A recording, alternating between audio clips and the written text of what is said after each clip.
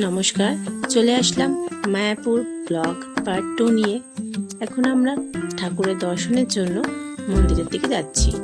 এই পুরো জায়গাটা মায়াপুরের ইস্কনের ভেতরেই পড়ছে। এখানে এই যে গোপী ড্রেস যেগুলো মানুষের সবাই পরে সেগুলো এখানে বিক্রি হচ্ছিল। তো এই রাস্তাটা ধরেই আমরা চলে যাচ্ছিলাম সামনের দিকে। এখান থেকে গতবার আমিও একটা ড্রেস কিনে পরেছিলাম, খুব সুন্দর সুন্দর ড্রেস। ওই 400-500 থেকে শুরু হয়ে মোটামুটি আপনাদের যেরকম যার ক্ষমতা সেরকম দামে কিনতে পারবেন। এই যে মন্দিরের চূড়াটা দেখা যাচ্ছে, দারুণ লাগছিল। এই যে এখানে খুব সুন্দরভাবে ফুলের গাছগুলো লাগিয়েছে পাশে। এখানে একটা খুব সুন্দর কদম গাছ আছে, যেটা অনেক বছরেরই আশা করছি। তো ওখান থেকে কদম গাছের পাশ থেকেই মন্দিরটা। তারপরে তো মন্দিরে তো আর ফোন নিয়ে অ্যালাউ করবে না, তো আমরা ফোনটাকে একটি দোকানের মধ্যে রেখে তারপরে আমরা মন্দিরের ভেতরে ঢুকবো। এই পাশের মন্দিরটা আবার নতুন তৈরি হচ্ছিল, এখনো তৈরি হয়নি, কাজ চলছে। তো তাই জন্য একটা নির্দিষ্ট সময়ে ওটাকে খোলা হয়, যারা দেখতে ইচ্ছুক তারা দেখে। এই যে আমি মন্দিরের বাইরে থেকে একটুখানি ভিডিও করার চেষ্টা করলাম, এরপর ফোনটা জমা রেখে আমরা ভেতরে চলে যাব।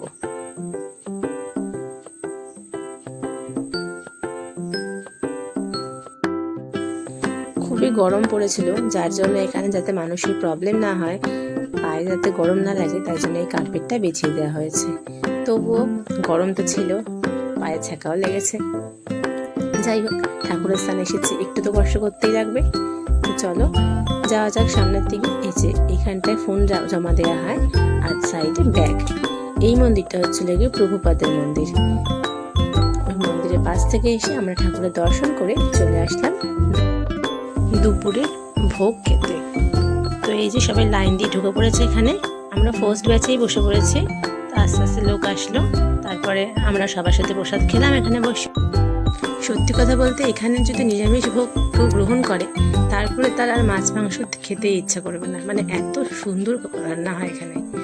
তো এই যে প্রথমেই আমাদের খিচুড়ি দিয়েছিল, কিন্তু ওটার ভিডিওটা করা হয়নি। তো তারপরে এখানে সুজির উপমা বানিয়েছিল, খুব দারুণ হয়েছিল খেতেটা, খুবই সুন্দর ছিল। তারপরে এখানে পাঁচমিশালি তরকারি, পটল আলুর তরকারি, ডাল, সবজি দিয়ে, বিশেষ করে শাক দিয়ে সমস্তটা খেয়ে আমরা সামনের দোকানগুলো ঘুরতে শুরু করলাম।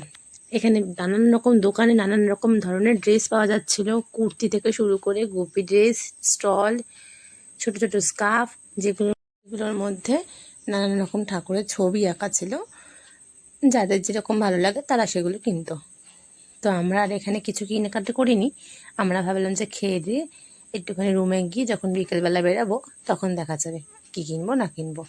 এখানে দোকানের মধ্যে নানান রকমের তুলসীর মালা, তারপর ছোট ছোট গিফট কাউকে দেওয়ার জন্য, ব্রেসলেট, জপমালা, ফুল তোলা ঝুড়ি, ঠাকুরের কিছু ছবি, এইসব বিক্রি হচ্ছিল। তারপরে এই যে রুমে গিয়ে আমরা রেডি হয়ে বেরিয়ে পড়লাম বিকেলে ঘোরার জন্য। এখানে সামনে ঝর্ণাটার সামনে এসে আমরা কিছু ছবি তুলে নিলাম একে একে, আমি তারপরে মা। ছবিগুলো তুলে তারপরে আমরা চলে যাব গোশালার দিকে ঘোরার জন্য।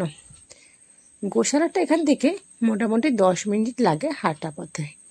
তো এখানে যেতে যেতেই সামনে কীর্তন হচ্ছিল, তাই জন্য আমরাও একটুখানি কীর্তনে তালে তালে আমরাও একটুখানি হাত দুলিয়ে নিলাম। তো চলো যাওয়া যাক।